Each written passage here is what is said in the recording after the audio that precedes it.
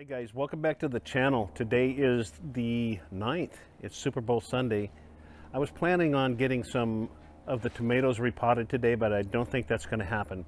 I got some stuff I got to do before the game. Got to get some goodies going before the game. So I am going to show you what I use for my potting mix that I use for growing these tomatoes and pretty much everything else that I start. And then I'm actually going to show you the plants. And then probably tomorrow I have a little project or a bigger project in the morning, but tomorrow we'll do some of the transplanting and get these guys planted. They're in need of a watering, but they're kicking it. So I want to show you those. Okay, so there's the tomatoes. They're done really well. They've changed a lot since we looked at them last, and that was just 5 days ago, I think.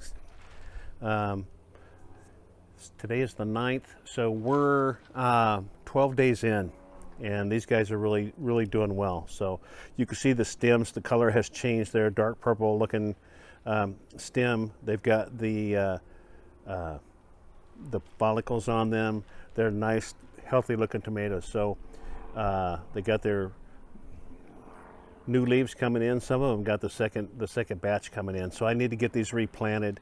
And we'll replant these up, all the way up to about this point right here. That's all that will be sticking out of the soil, and they'll start growing and doing that again and getting thicker as they grow. So I'm going to replant them, transplant them into containers this size, and then eventually they'll be in here for probably at least 3 weeks, probably, and then at that point they get big enough, we'll move them back on up to the half-gallon containers, and that's the container size that they'll be sold in. So we'll have a nice tall mature plant ready to go in the ground and start producing really quick by the time they get to that point. So to a lot of people, the selling point for my tomatoes, not only are the plants very healthy, they're good size, they're ready to go in the garden and produce really quickly, but and the price is really good, but they are 100% organically grown up to this point. To be transparent with y'all, that when I get the stuff in my garden, I may use other things from time to time on my garden, but not on these tomatoes. So up into the time of sale, it's 100% organic.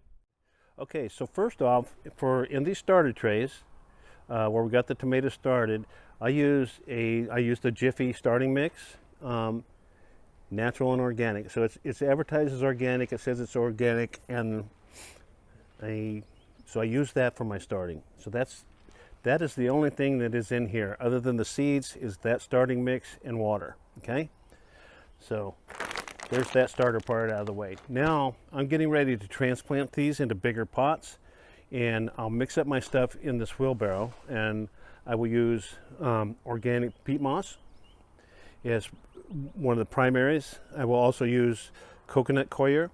Now I buy those in the blocks, and I rehydrate those and keep them mixed up in there. And then this is my homemade sifted compost, and that's been in that bucket for a little over a year. And so I use that composter back there, the barrel type composter. We put our coffee grounds and stuff in there, and our scraps. We don't put any meat scraps, and I don't put anything with seeds like scrap tomatoes, but I put everything else in there, and it makes that type of compost. It's awesome. And then I run it through a sifter that I built. I'll also mix in there some vermiculite to keep it aerated and keep it from compacting. The peat moss will help that. So with the coconut coir, but this stuff, the compost, will try to compact while it's in there, and so the vermiculite will help that stay aerated. I'm also going to put in, when I put in that, I put in an organic. This is just it's nothing special. It's a 444 100% organic plant food, and I'll mix that in with this as well to get it started. And then I'll also mix in, because at this point I want a lot of nitrogen. I want the plants to grow. I'm not growing any fruit at this time, so I want to get the plants going, give them a really good start. So I'll use some blood meal mixed in there as well, and that's 1400. Okay, so that's where I'm at. So I'm going to get this mixed up. I'm not going to get anything potted, like I said today, but I'm going to go ahead and I'll get this mixed up. Actually, what I'm going to do, I'm going to focus on today, I'm going to get these plants, they need a good watering, so I'm going to soak them in water for a little bit in a tray, and then let them sit out. Another thing too, I didn't talk about, but just setting these out, you know, I can keep them under the grow lights, but if you bring them out and you let them sit out here in the wind a little bit, as long as it's not too windy, that is going to really help to strengthen up, strengthen those stalks up. So anytime that I can bring these out, I will let them get out here and get some air movement through them. That's just going to strengthen them up and make them a much better plant. And then I'll show you too the setup. When I show you the setup later on, when I get these back in there and get them planted into the other containers, they're going to stay in the shed for another they're going to stay in the shed for probably another 8 to 10 days, depending on the weather. And then I'll move them out to the grow house. While I have them in there, I put a small fan that I put on them to simulate the airflow movement, and just continuously working those stems, and it makes them really strong.